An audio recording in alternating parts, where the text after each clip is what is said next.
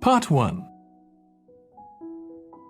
Hello, do you mind if I ask you some questions about your journey today? We're doing a customer satisfaction survey. Yes, OK. I've got about 10 minutes before my train home leaves. I'm on a day trip. Great, thank you. So, first of all, could you tell me your name? It's Sophie Bird. Thank you. And would you mind telling me what you do? I'm a journalist. Oh, really? That must be interesting. Yes, it is. So, was the reason for your visit here today work? Actually, it's my day off. I came here to do some shopping. Oh, right. But I do sometimes come here for work. OK. Now, I'd like to ask some questions about your journey today, if that's OK. Yes, no problem. Right. So, can you tell me which station you're travelling back to? Stormforth, where I live. Can I just check the spelling? Staunfirth?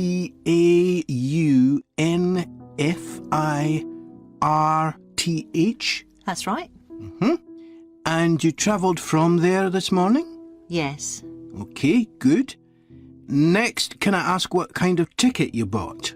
I assume it wasn't a season ticket as you don't travel every day. That's right. No, I just got a normal return ticket. I don't have a rail card, so I didn't get any discount. I keep meaning to get one because it's a lot cheaper. Yes, you'd have saved 20% on your ticket today. So you paid the full price for your ticket? I paid £23.70. OK. Do you think that's good value for money? Not really. I think it's too much for a journey that only takes 45 minutes. Yes, that's one of the main complaints we get. So you didn't buy your ticket in advance? No. I know it's cheaper if you buy a week in advance, but I didn't know I was coming then. I know. You can't always plan ahead. So, did you buy it this morning? No, it was yesterday. Right. And do you usually buy your tickets at the station? Well, I do usually, but the ticket office closes early and I hate using ticket machines. I think ticket offices should be open for longer hours. There's always a queue for the machines and they're often out of order. A lot of customers are saying the same thing. So, to answer your question, I got an e-ticket online. OK, thank you. Now, I'd like to ask you about your satisfaction with your journey. So what would you say you were most satisfied with today? Well, I like the Wi-Fi on the train. It's improved a lot. It makes it easier for me to work if I want to. That's the first time today anyone's mentioned that. It's good to get some positive feedback on that.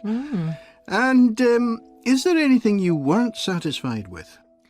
Well, normally the trains run on time and are pretty reliable, but today there was a delay.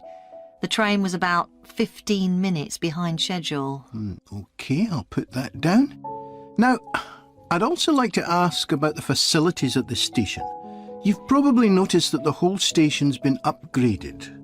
What are you most satisfied with? I think the best thing is that they've improved the amount of information about train times, etc. that's given to passengers. It's much clearer. Before, there was only one board and I couldn't always see it properly, which was frustrating. That's good. And is there anything you're not satisfied with? Let's see. I think things have generally improved a lot. The trains are much more modern and I like the new cafe. But one thing is that there aren't enough places to sit down, especially on the platforms. OK. So I'll put seating down, shall I, as the thing you're least satisfied with? Yes, OK. Can I ask your opinion about some of the other facilities? We'd like feedback on whether people are satisfied, dissatisfied, or neither satisfied nor dissatisfied. OK. What about the parking at the station? Well, to be honest, I don't really have an opinion, as I never use it. So neither satisfied nor dissatisfied for that, then? Yes, I suppose so. OK, and what about the... Part 2. As chair of the Town Council Subcommittee on Park Facilities, I'd like to bring you up to date on some of the changes that have been made recently to the Croft Valley Park. So if you could just take a look at the map I handed out Let's begin with a general overview. So, the basic arrangement of the park hasn't changed. It still has 2 gates, north and south, and a lake in the middle. The cafe continues to serve an assortment of drinks and snacks, and is still in the same place, looking out over the lake and next to the old museum. We're hoping to change the location of the toilets and bring them nearer to the centre of the park, as they're a bit out of the way at present, near the adventure playground in the corner of your map. The formal gardens have been replanted and should be at their best in a month or 2. They used to be behind the old museum, but we've now used the space near the south gate, between the park boundary and the path that goes past the lake towards the old museum. We have a new outdoor gym for adults and children, which is already proving very popular. It's by the glass houses, just to the right of the path from the south gate. You have to look for it, as it's a bit hidden in the trees. One very successful introduction has been our skateboard ramp.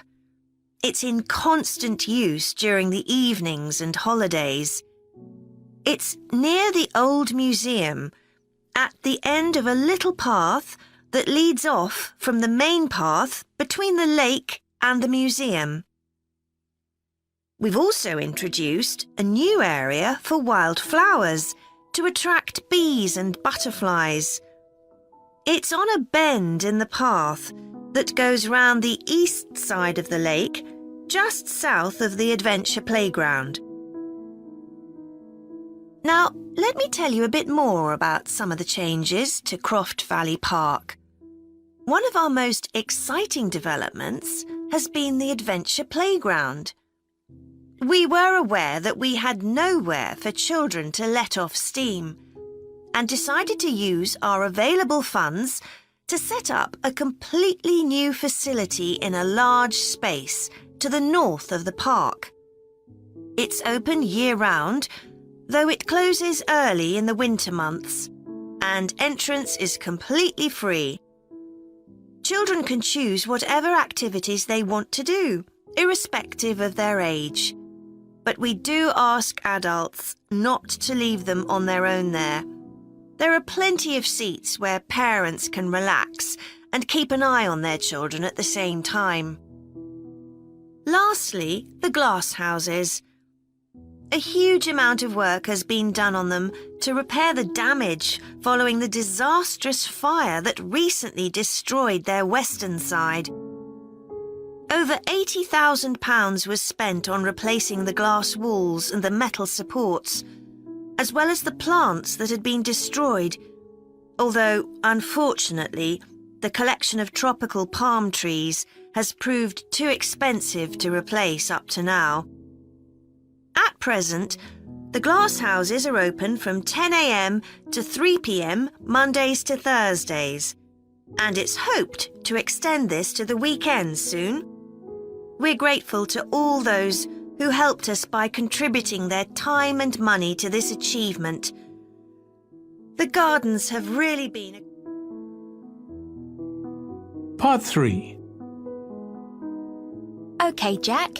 Before we plan our presentation about refrigeration, let's discuss what we've discovered so far. Fine, Annie, though I have to admit I haven't done much research yet. Nor me. But I found an interesting article about ice houses. I'd seen some 18th and 19th century ones here in the UK, so I knew they were often built in a shady area or underground, close to lakes that might freeze in the winter. Then blocks of ice could be cut and stored in the ice house. But I didn't realise that insulating the blocks with straw or sawdust meant they didn't melt for months. The ancient Romans had refrigeration too. I didn't know that. Yes, pits were dug in the ground and snow was imported from the mountains. Even though they were at quite a distance, the snow was stored in the pits. Ice formed at the bottom of it. Both the ice and the snow were then sold. The ice cost more than the snow, and my guess is that only the wealthy members of society could afford it. I wouldn't be surprised. I also came across an article about modern domestic fridges. Several different technologies are used, but they were too complex for me to understand.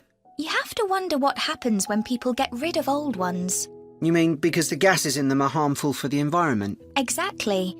At least there are now plenty of organisations that will recycle most of the components safely.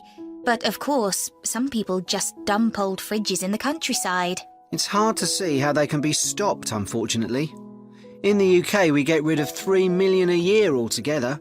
That sounds a lot, especially because fridges hardly ever break down. That's right. In this country, we keep domestic fridges for 11 years on average, and a lot lasts for 20 or more.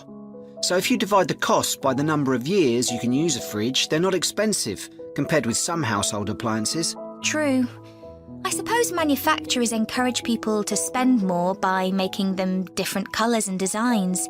I'm sure when my parents bought their first fridge, they had hardly any choice. Yes, there's been quite a change. Right, let's make a list of topics to cover in our presentation and decide who's going to do more research on them. Then later we can get together and plan the next step. OK. How about starting with how useful refrigeration is and the range of goods that are refrigerated nowadays? Because, of course, it's not just food and drinks. No, I suppose flowers and medicines are refrigerated too. And computers. I could do that, unless you particularly want to. No, that's fine by me. What about the effects of refrigeration on people's health? After all, some of the chemicals used in the 19th century were pretty harmful, but there have been lots of benefits too, like always having access to fresh food. Do you fancy dealing with that? I'm not terribly keen, to be honest. Nor me. My mind just goes blank when I read anything about chemicals. Oh, all right then. I'll do you a favour. But you owe me, Jack. OK. What about the effects on food producers? Like farmers in poorer countries being able to export their produce to developed countries. Something for you, maybe? I don't mind. It should be quite interesting. I think we should also look at how refrigeration has helped whole cities. Like Las Vegas, which couldn't exist without refrigeration because it's in the middle of a desert. Right. I had a quick look at an economics book in the library that's got a chapter about this sort of thing. I could give you the title if you want to do this section. Not particularly, to be honest. I find economics books pretty heavy going as a rule. OK, leave it to me then. Thanks. Then there's transport and the difference that refrigerated trucks have made. I wouldn't mind having a go at that. Don't forget trains too. I read something about milk and butter being transported in refrigerated railroad cars in the USA right back in the 1840s. I hadn't thought of trains. Thanks. Shall we have a separate section on domestic fridges? After all, they're something everyone's familiar with. What about splitting it into two? You could investigate 19th and 20th century fridges, and I'll concentrate on what's available these days, and how manufacturers differentiate their products from those of their competitors. OK, that'd suit me. Part 4. Hi everyone. In this session, I'll be presenting my research about the social history of Britain during the Industrial Revolution. I particularly looked at how ordinary lives were affected by changes that happened at that time. This was a time that saw the beginning of a new phenomenon, consumerism, where buying and selling goods became a major part of ordinary people's lives. In fact, it was in the 19th century that the quantity and quality of people's possessions was used as an indication of the wealth of the country. Before this, the vast majority of people had very few possessions, but all that was changed by the Industrial Revolution. This was the era from the mid-18th to the late 19th century, when improvements in how goods were made, as well as in technology, triggered massive social changes that transformed life for just about everybody in several key areas. First, let's look at manufacturing. When it comes to manufacturing, we tend to think of the Industrial Revolution in images of steam engines and coal. And it's true that the Industrial Revolution couldn't have taken place at all if it weren't for these new sources of power. They marked an important shift away from the traditional watermills and windmills that had dominated before this. The most advanced industry for much of the 19th century was textiles. This meant that fashionable fabrics and lace and ribbons were made available to everyone. Before the Industrial Revolution, most people made goods to sell in small workshops, often in their own homes. But enormous new machines were now being created that could produce the goods faster and on a larger scale, and these required a lot more space. So large factories were built, replacing the workshops and forcing workers to travel to work. In fact, large numbers of people migrated from villages into towns as a result.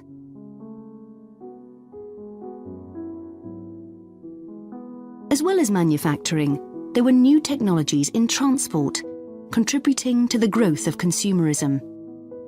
The horse-drawn stagecoaches and carts of the 18th century, which carried very few people and goods and travelled slowly along poorly surfaced roads, were gradually replaced by the numerous canals that were constructed.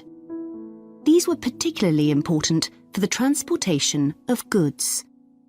The canals gradually fell out of use, though, as railways were developed, becoming the main way of moving goods and people from one end of the country to the other.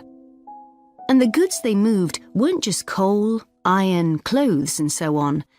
Significantly, they included newspapers, which meant that thousands of people were not only more knowledgeable about what was going on in the country, but could also read about what was available in the shops.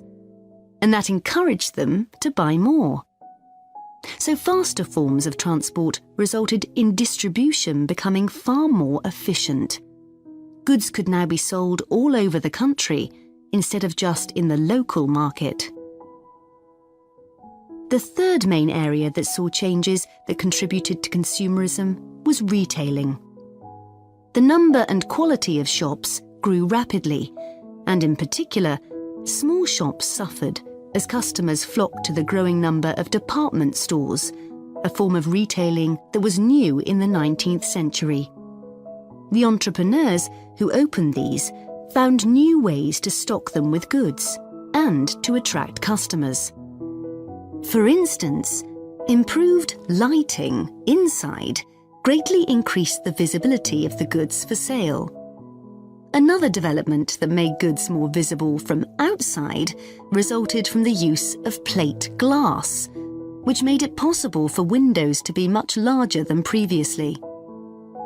New ways of promoting goods were introduced too. Previously, the focus had been on informing potential customers about the availability of goods. Now, there was an explosion in advertising trying to persuade people to go shopping. Flanders claims that one of the great effects of the Industrial Revolution was that it created choice. All sorts of things that had previously been luxuries, from sugar to cutlery, became conveniences. And before long, they turned into necessities. Life without sugar or cutlery was unimaginable. Rather like mobile phones these days.